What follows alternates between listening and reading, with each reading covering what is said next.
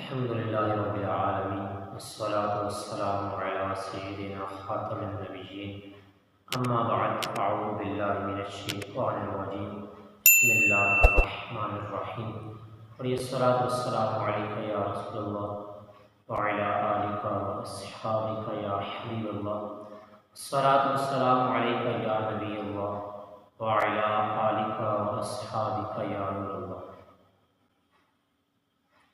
أعوذ بالله من الشيطان الرجيم بسم الله الرحمن الرحيم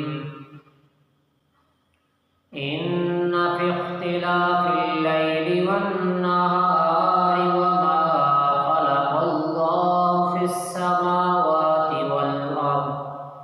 والأرض لآيات لقوم يتقون.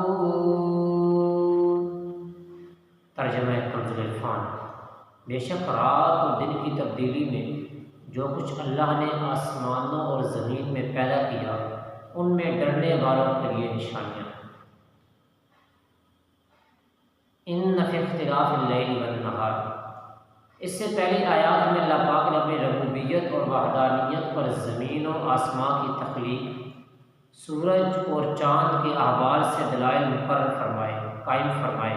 تو اس آیت میں دن اور رات کے اختلاف سے حاصل ہونے والے فوائد سے وحدانیت پر دلیل قائم فرمائی.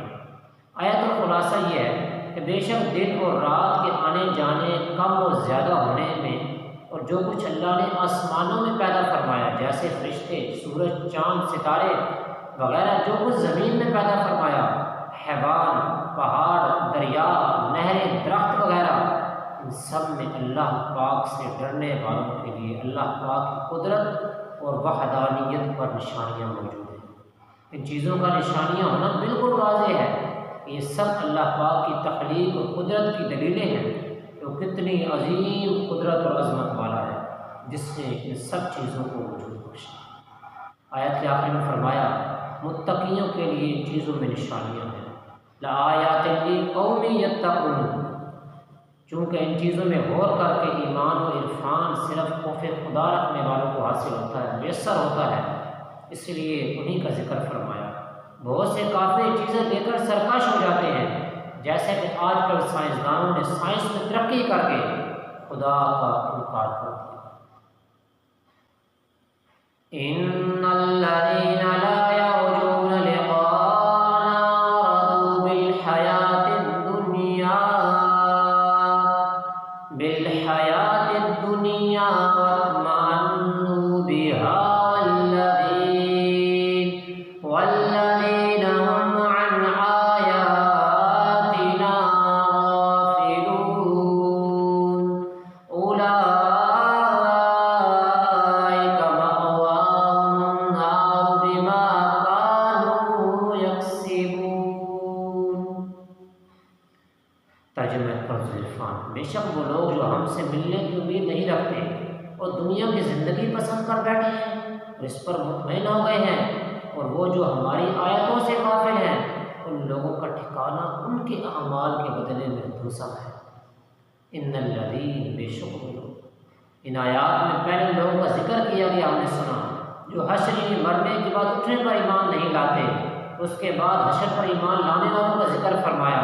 اس آیت میں حشر پر ایمان نہ لانے والوں کی 4 صفات بیان فرما دی. وہ لوگ اللہ پاک سے ملنے کی امید ہی نہیں رکھتے. مفسرین کرام نے اس آیت میں امید کے 2 معنی بیان فرمائے. خوف. اس صورت میں آیت کا معنی یہ ہے کہ وہ لوگ جو قیامت کے دن ہم سے ملنے کا خوف نہیں رکھتے، ڈر نہیں رکھتے، تو وہ ثواب اور عذاب کو جھٹلا رہے ہیں. طمع. اس صورت میں آیت کا معنی یہ ہے کہ وہ دنیا پر مطمئن ہو بیٹھے اور اللہ پاک کے ثواب کی طمع نہیں رکھتے. دنیا کی زندگی پسند کر بیٹھے ہیں، یعنی انہوں نے آخرت کے مقابلے میں دنیا کی زندگی کو پسند کر لیا ہے، جس تھوڑی سی اور فانی کو بہت زیادہ اور باقی رہنے والے پر ترجیح دی. اس پر مطمئن ہو گئے. کفار کے قلبی اطمینان دنیا اور اس کی لذتوں کی توجہ کی وجہ سے ہے، اس لیے ان کے دلوں سے ڈر اور خوف نکل گیا.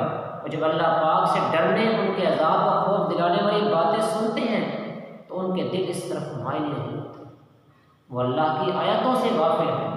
حضرت عبداللہ بن عباس رضی اللہ تعالی عنہما سے مروی، یہاں آیات سے تاجدار مدینہ صلی اللہ علیہ وآلہ وسلم کی ذات پاک اور قرآن شریف مراد ہے، اور غفلت کرنے سے مراد ان سے توجہ ہٹانا ہے، منہ پھیرنا ہے، اعراض کرنا ہے۔ اور یہاں آیت مبارکہ میں کفار کے اعتقاد کے اعتبار سے احوال بیان فرما دیے گئے، لیکن عملی طور پر مسلمان بھی ان میں سے بہت سی چیزوں میں ملوث ہے، شامل ہیں، جیسے دلوں سے قیامت کے حساب و کتاب اور عذاب الہی کا خوف نکل جانا، دنیا کی زندگی کو پسند کر بیٹھنا، اسی کے لیے کوشش کرنا، اس پر مطمئن ہو کر بیٹھ جانا، قرآن اور احکامات الہی سے غفلت کرنا، دلوں کا سخت ہونا، شدید وعیدیں سن کر بھی گناہوں سے باز نہ آنا، یہ سب چیزیں ہمارے انداز اس آیت کی روشنی میں فارغ کفار کا عکس نہیں دکھا رہی، تو کیا چیز ہے؟ اولئک مأواہم النار، یعنی ان لوگوں کے کفر، تکذیب اور خبیث اعمال کے بدلے میں ان کا ٹھکانہ دوزخ ہے۔